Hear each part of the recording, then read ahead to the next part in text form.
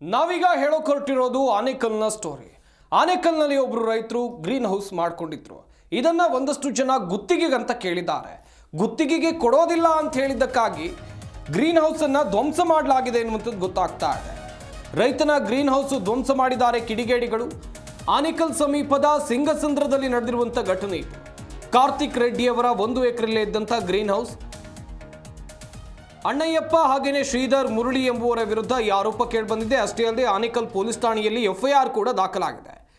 FIR ದಾಖಲಾದರೂ ಕೂಡ ಆರೋಪಿಗಳನ್ನು ಬಂಧಿಸಿಲ್ಲ ಪೊಲೀಸರು ಎನ್ನುವಂಥ ಆರೋಪ ಕೇಳಿಬಂದಿದೆ.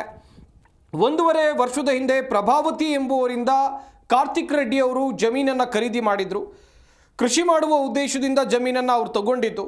ಜಮೀನು ಮಾಲೀಕನ ಬಳಿ ಗುತ್ತಿಗೆಯನ್ನು ಆರೋಪಿಗಳಾದಂಥ ಅಣ್ಣಯ್ಯಪ್ಪ ಆ್ಯಂಡ್ ಗ್ಯಾಂಗ್ ಕೇಳಿದೆ. ಅತಿ ಕಡಿಮೆ ಬೆಲೆಗೆ ಗ್ರೀನ್ ಹೌಸ್ ಗುತ್ತಿಗೆಯನ್ನು ಆರೋಪಿಗಳು ಕೇಳಿದರು. ಗುತ್ತಿಗೆ ಕೊಡೋದಿಲ್ಲ ಎಂದಾಗ ಜಮೀನು ನಮಗೆ ಮಾರಾಟ ಮಾಡುವಂತೆ ಧಮಕಿ ಕೂಡ ಹಾಕಿದ್ರು ಎನ್ನುವಂಥದ್ದು ಗೊತ್ತಾಗ್ತಾ ಇದೆ. ವಾರದ ಹಿಂದೆ ರೌಡಿಗಳನ್ನು ಕರೆಸಿದ್ದಾರೆ ಎನ್ನುವಂಥ ಆರೋಪ. ಅಷ್ಟೇ ಅಲ್ಲದೆ ರೈತ ಮಾಡಿಕೊಂಡಿದ್ದಂಥ ಗ್ರೀನ್ ಹೌಸನ್ನು ಧ್ವಂಸ ಮಾಡಿದೆ ಈ ಟೀಮ್. ಪ್ರಶ್ನಿಸೋಕೆ ಹೋದಂಥ ರೈತನ ಕುಟುಂಬದ ಮೇಲೂ ಕೂಡ ಹಲ್ಲೆ ಮಾಡಿದ್ದಾರೆ ರೌಡಿ ಶೀಟರ್ಗಳನ್ನು ಕರೆಸಿ.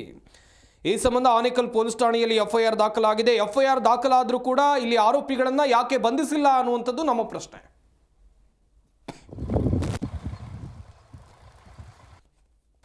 ಈ ಫೆನ್ಸಿಂಗ್ ಎಲ್ಲ ನಾವೇ ಸರ್, ನಾನೇ ಮುಂದೆ ನಿಂತ್ಕೊಂಡು ಫೆನ್ಸಿಂಗ್ ಎಲ್ಲ ಹಾಕ್ಸಿದ್ದು.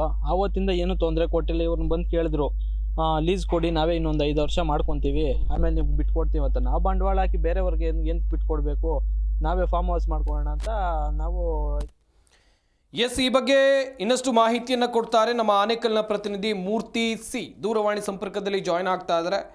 ಮೂರ್ತಿ, ಗುತ್ತಿಗೆ ಕೊಡೋದಿಲ್ಲ ಅಂತ ಹೇಳೋದಕ್ಕೆ ಈ ರೀತಿಯಾಗಿ ಮಾಡ್ತಾರಂತ ಹೇಳಿದ್ರೆ ಇವರಿಗೆ ಪೊಲೀಸರು ಕಾನೂನಿನ ಭಯ ಇಲ್ವಾ? FIR ದಾಖಲಾದರೂ ಕೂಡ ಆನೇಕಲ್ನ ಪೊಲೀಸರು ಯಾಕೆ ಇನ್ನು ಇವ್ರನ್ನ ಅರೆಸ್ಟ್ ಮಾಡಿಲ್ಲ?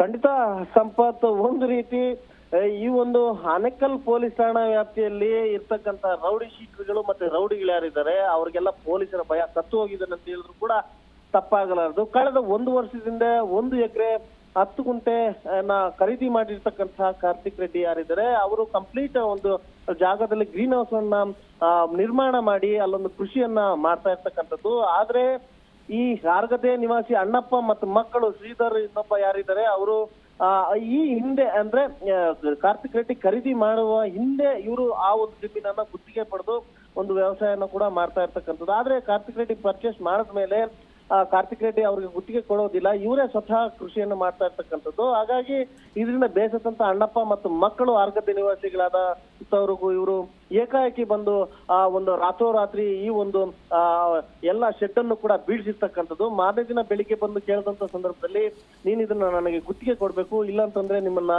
ಕೊಲೆಯನ್ನು ಕೂಡ ಮಾಡ್ತೀವಿ ಅಂತ ಹೇಳಿ ಕೂಡ ಕೊಲೆ ಬೆದರಿಕೆ ಹಾಕಿರ್ತಕ್ಕಂಥದ್ದು. ಈ ವಿಚಾರವಾಗಿ ಆನೇಕಲ್ ಪೊಲೀಸ್ ಠಾಣೆಯಲ್ಲಿ ಕಾರ್ತಿಕ್ ರೆಡ್ಡಿ ಅವರು ಕೂಡ ಕಂಪ್ಲೇಂಟ್ ಕೊಟ್ಟರು ಕೂಡ. ಆದ್ರೆ ಇದುವರೆಗೂ ಕೂಡ ಆನೇಕಲ್ ಪೊಲೀಸರು ಯಾವುದೇ ರೀತಿಯ ಕ್ರಮ ಕೈಗೊಂಡಿಲ್ಲ ಅಂತ ಹೇಳಿ ಕೂಡ ಅಲ್ಲಿನ ಕಾರ್ತಿಕ್ ರೆಡ್ಡಿ ಅವರು ಆರೋಪ ಮಾಡ್ತಾ ಇರ್ತಕ್ಕಂಥದ್ದು. ಎಲ್ಲ ಒಂದ್ ಕಡೆ ಆನೇಕಲ್ನಲ್ಲಿ.